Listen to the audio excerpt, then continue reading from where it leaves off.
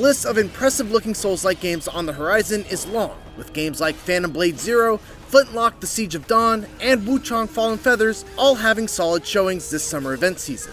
But there's always been something extra special about Black Myth Wukong.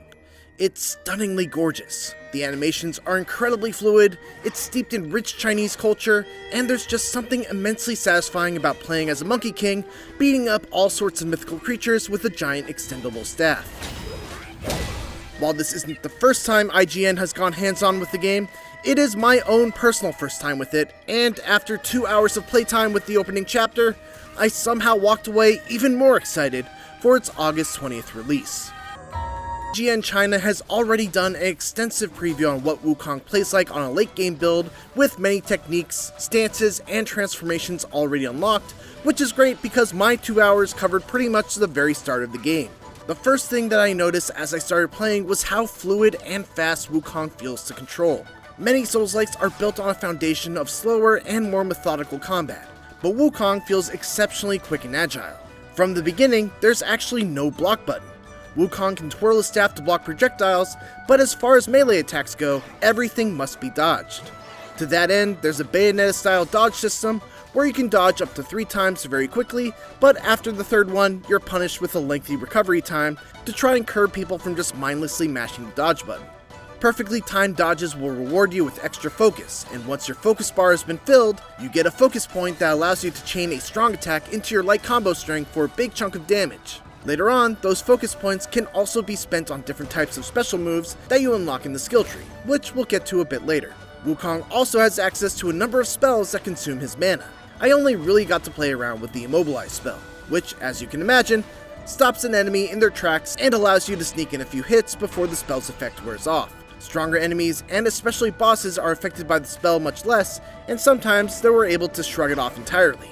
Even at just an early stage, combat was a fun dance of actively looking for opportunities to avoid enemy attacks and find openings, keeping an eye on my focus meter so that I can use a damaging heavy attack whenever I had the chance, while also managing my mana and cooldown for my Immobilize spell. Eventually, I got my first transformation, which turns Wukong into an absolute beast, with much stronger attacks and a hugely damaging super attack that he can use out of a dodge if he manages to build up a focus point. One of his moves in this transformation is a lightning fast dash attack that made me feel like I had basically turned into the boss that I got the transformation from. Later on, I added another tool to my repertoire, the Tower Stance, which swapped out my chargeable overhead strong attack for the ability to stand on my staff and avoid damage on the ground as long as my stamina held out. If I managed to stay on the staff long enough for a focus point to charge, I could spend it to leap off the staff, flip it around, and come crashing down with a powerful strike that felt incredibly cool to pull off.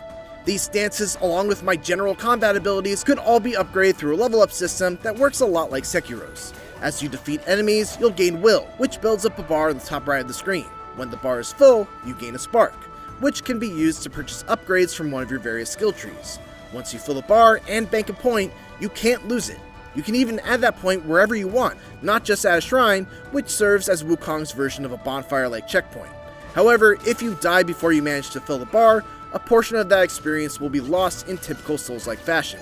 Don't let that trick you into thinking that Wukong is an easy game though, because it certainly is not. Enemies are aggressive, bosses are relentless, and even more so in their second phases, and you only have a scant few restorative potions to keep yourself alive.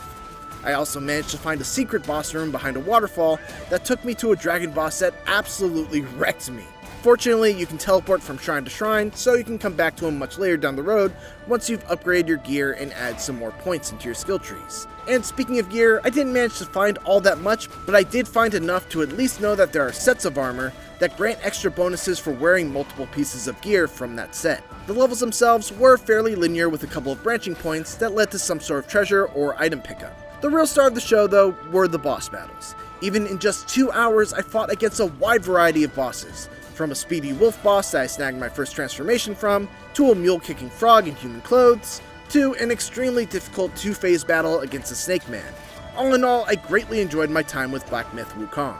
Even in just 2 hours of playtime, I felt like I got to experience a lot of combat progression, and am excited to see how things will continue to evolve as the game goes on. We won't have to wait much longer to see how the full game shakes out, as Black Myth Wukong releases on PC and PlayStation 5 on August 20th.